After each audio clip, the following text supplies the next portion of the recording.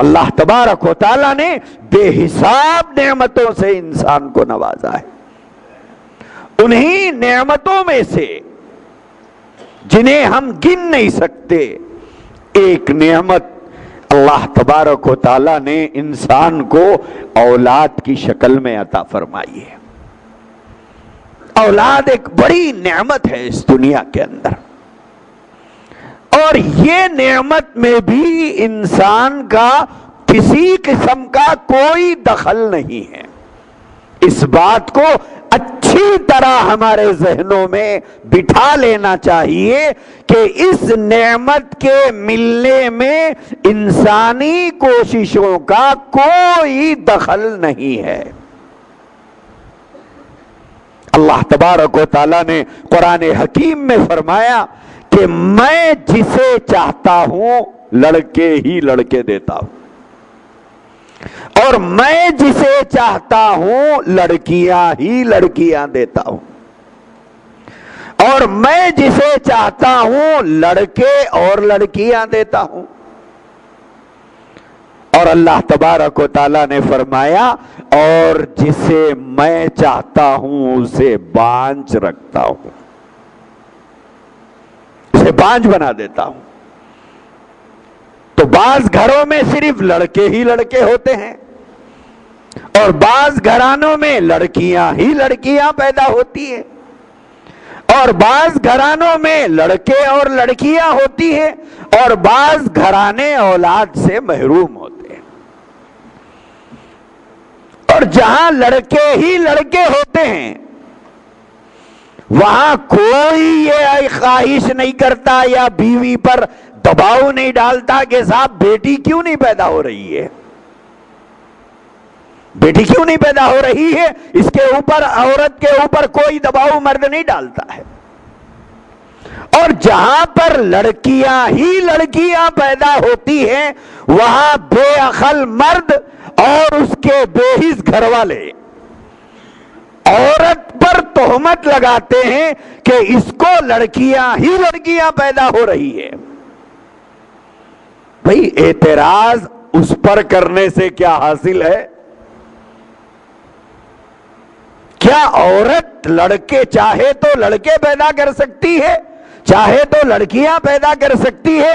کیا یہ چیز عورت کے دائرے اختیار میں؟ لیکن عورت کو ہراسمنٹ کے میں مبتلا کیا جاتا ہے،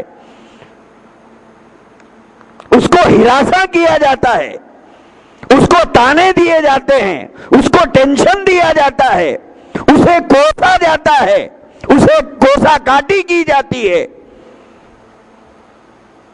یہ بے عقلی کی علامت ہے اور 100% جہالت کی علامت ہے. اگر کوئی مرد یا اس کے گھر والے اس لڑکی کو اگر تانا دیتے ہیں کہ صاحب تجھے تو صرف لڑکیاں پیدا ہو رہی ہے، ارے اعتراض لڑکی پر کر رہا ہے یا اللہ پر کر رہا ہے؟ تجھے شکوہ کس سے ہے اور تیرے گھر والوں کو شکوہ کس سے ہے؟ لڑکی سے ہے یا اللہ سے ہے؟ لڑکی کے اختیار میں تو کچھ بھی نہیں تھا.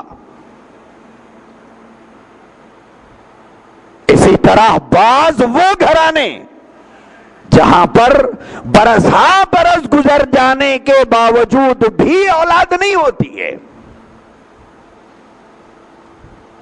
وہاں پر بھی یہی مسئلہ کھڑا ہوتا ہے، یہی مسئلہ کھڑا ہو جاتا ہے کہ صاحب اولاد نہیں ہو رہی ہے. جبکہ اولاد کے معاملے میں اللہ تبارک و تعالیٰ نے فرمایا کہ تمہارا کام صرف کوشش کرنا ہے، لیکن کوشش سے اولاد ہونا یہ لازم نہیں ہے، بلکہ اس میں ہماری مرضی بھی شامل ہونا ضروری ہے. ہماری مرضی کے بغیر تمہیں اولاد نہیں ہو سکتی، اور اس کائنات میں کوئی کام ہماری مرضی کے بغیر نہیں ہو سکتا. بلکہ یہاں تک فرمایا کسی درخت پر چپکا ہوا پتا بھی ہماری مرضی کے بغیر نہیں ہل سکتا.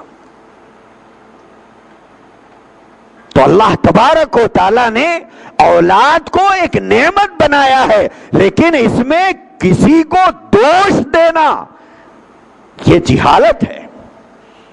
ارے صاحب، بعض لوگ یہ کہتے ہیں کہ صاحب عورت کے اندر خرابی ہے۔ ایک بات ہمیشہ یاد رکھیے، بعض مرتبہ پرابلمز مردوں کے اندر ہوتے ہیں، بعض جگہ پرابلم عورت کے اندر ہوتے ہیں، اور اسی پرابلمز کو ہم بنیاد بناتے ہیں۔ لیکن ایک بات یاد رکھیے، اللہ تبارک و تعالیٰ کو جب کوئی چیز نہیں دینا ہوتا ہے، اللہ تبارک و تعالیٰ کو جب کوئی چیز نہیں دینا ہوتا ہے تو وہ اس کو حاصل کرنے کے جتنے راستے ہوتے ہیں ہر راستہ اللہ بند کر دیتے ہیں۔ جب کوئی چیز اللہ کو نہیں دینا ہوتا ہے اور اس کے پاس طے ہے کہ یہ چیز نہیں دینا ہے، تو وہاں تک پہنچنے کے جتنے راستے ہو سکتے ہیں، اس کو حاصل کرنے کی جتنی کوششیں ہو سکتی ہے، ہر کوشش کو اللہ ناکام فرما دیتے ہیں۔ جب اللہ کو اولاد نہیں دینا ہے تو وہ راستہ تو روکیں گے، اس کے لیے ایسے اسباب پیدا فرمائیں گے کہ اسے اولاد نہ ہو۔ یہ اللہ کی مرضی ہے، یہ اللہ کا منشا ہے۔ جب اسے دینا ہوتا ہے تو دینا ہوتا ہے تو وہ بے حساب دیتے ہیں، نہیں دینا ہوتا ہے تو بالکل نہیں دیتے ہیں۔